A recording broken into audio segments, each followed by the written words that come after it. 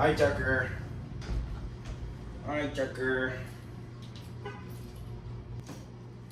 Hey everybody, I'm Nick from Full Send Organics, and on this video, I'm gonna show you how to do spores to agar. We're gonna do it a completely different way because we'll be utilizing tools like the MycoPunch, our automatic tissue biopsy tool from FullSendOrganics.com, and we'll be doing it inside of the DIY flow hood, a completely sustainable and sterile environment that we showed you, the at-home enthusiast, how to build on Patreon.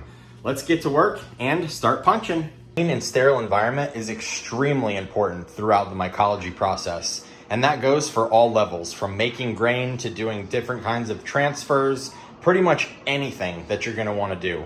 I've already sprayed this out with isopropyl alcohol, but we'll take a closer look really quick. I do have 2 wipes inside of here. I've got a couple prints and I've got 2 plates and then the MycoPunch. I even have a little phone set up so that when we do live transfers on MycoPunch Official via Instagram or Full Send Organics 2.0, we can share and show everything in POV, up close and personal.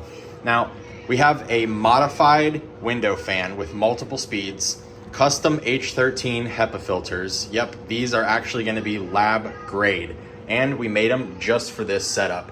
We used gasket maker to cover all of the holes. Everything is airtight once this lid is on. And we even put a spotlight in here. Check that thing out. That way, no matter how big the project is or how small, we make sure that we have adequate light coverage for the entire experience. This thing has yet to cause any issues. Having the lighter outside, it shows adequate airflow. As soon as we put it inside, bam, it's out. This means that we have perfect coverage and circulation to create a nice and clean environment. And you can check us out on Monotub Mushroom Mycology via Instagram to show all of the results as we do bi-weekly testing on everything. Now that we've run the DIY flow hood for at least 15 minutes to ensure that any airborne contaminants are filtered out, we're gonna go ahead and set everything up. We have our agar plates. We're gonna go ahead and lift the lids off. We're gonna lightly drag the MycoPunch across the spore print to collect spores. I usually like to give the MycoPunch a nice little flick right over the agar. That way the spores will just gently spread themselves out while landing perfectly onto the agar plate. Once spores are on the agar, we're gonna close the lid on the agar plate. Place it in an incubator or a warm environment. We recommend that you don't use heating pads.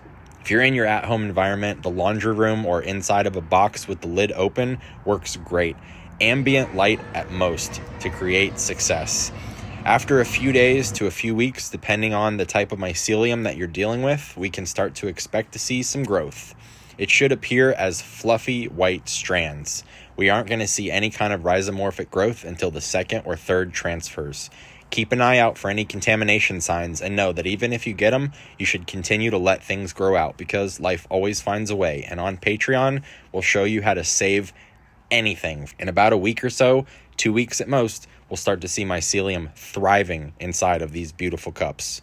And remember, if you need to learn the agar recipe, it's 3 ingredients. It's all from the grocery store, and we'll take you on a step-by-step adventure and share and show everything on our Patreon page. Learn more with us at FullSendOrganics.com, and I'll see you for the next adventure. Much love.